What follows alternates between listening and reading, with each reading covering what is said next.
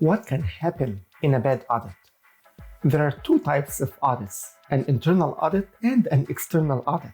The internal audits tend to come from your own coder and biller to make sure that you are following the guidelines and things are going well. The external audits will come from your insurer, who may feel that you are overcharging and they need to make sure that things are going well. Let's take an example here. Let's say one of the insurers you see many of their patients decided to reach out to you and say, Dr. X, can you send us 30 notes for the patients you see with us?